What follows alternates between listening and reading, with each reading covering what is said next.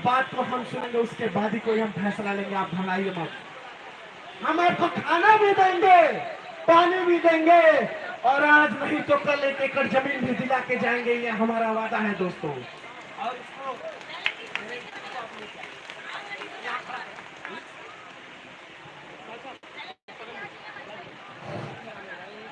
बाबा साहब, बाबा साहब, बाबा साहब, अभी तो एक लड़ाई है, अभी तो एक लड़ाई है, अभी तो एक लड़ाई है।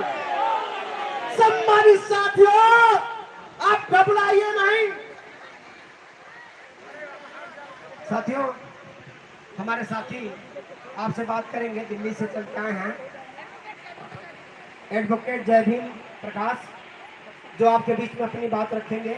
मैं अनुरोध करता हूं कि अपनी बात रखें। जोरदार ताली बजा के स्वागत करिएगा। लगातार देश भर से लोग आपके बीच में आ रहे हैं। सबसे पहले आप लोगों को मेरा जय भीम नमो बुद्धाय। मैं एडवोकेट जय भीम प्रकाश, से हमारा परिचय पहले दिया जा चुका है।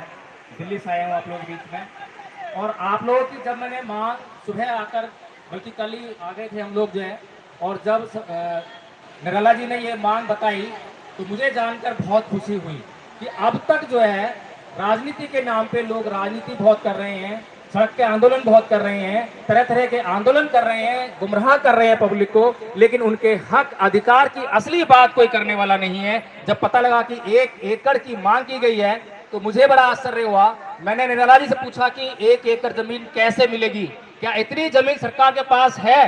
तो निराला जी ने साफ साफ सब सारे आंकड़े दिखाए, बताया कि ऐसा नहीं है कि हम कुछ हवा हवाई बात कर रहे हैं, सारी जमीन भी मौजूद है, और इससे पहले जो है तेलंगाना में और अन्य राज्यों में जमीन दी भी गई है, और ये आपका मौलिक अधिकार है।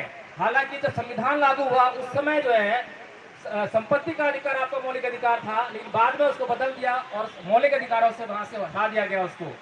और जिस प्रकार से एक व्यक्ति जब इस देश में जन्म लेता है तो उसको सांस लेने के लिए हवा का कोई टैक्स नहीं देना पड़ता, कोई उसके पैसे नहीं देने पड़ते, उसको इस देश में पानी पीने के लिए कोई टैक्स नहीं देना पड़ता। उसी प्रकार से उसको इस देश में कदम रखने के लिए, रहने के लिए, झुग्गी बनाने के लिए, मकान बनाने के लिए उसको जमीन मिलेना उसका जो है मौलिक अधिकार होना चाहिए। इसी तरह से उसको अपने जीविकोपार्जन करने के लिए, ईमानदारी से इस देश में जीने के लिए, एक अच्छा नागरिक बनने के लिए, एक अच्छा नागरिक बनने के लिए संपत्ति का अधिकार उसको होना चाहिए।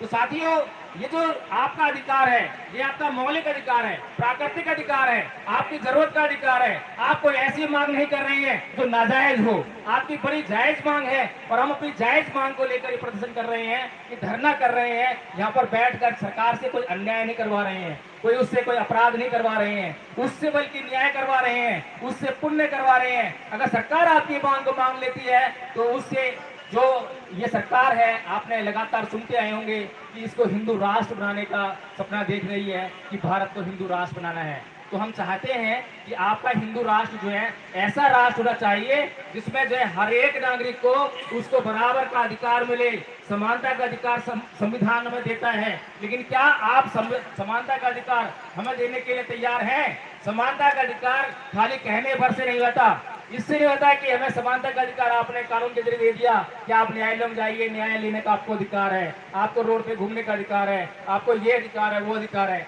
बल्कि हमें जीने का अधिकार चाहिए।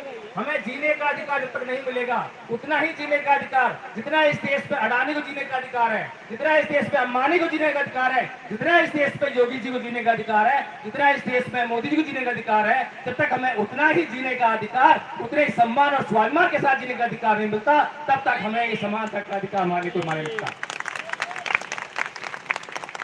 साथियों, ये देश बुद्ध का देश है, लेकिन दुर्भाग्य है कि इस देश के लोगों ने बुद्ध को भुला दिया। अगर इस देश के लोगों ने बुद्ध को ना बुलाया होता तो ये शासन प्रशासन और आप सभी लोग जो है यहाँ पर इतने प्रताड़ित और इतने विचलित ना होते। भगवान बुद्ध ने इस देश को, पूरे संसार को संदेश देते हुए कहा कि ना ही वेरेन वेरान समंति दासनंग अवेरेन च समंति ऐस धम्मो सनातनो, कि वैर से कभी वैर शांत नहीं होता, अवैर से ही वैर शांत होता है। आज सुबह से अब तक इस प्रशासन को ये अम्बेडकरवादी लोगों ने यही समझाने का काम किया है। लगातार आपको मन से यही बताने का काम किया जा रहा है। पुलिस प्रशासन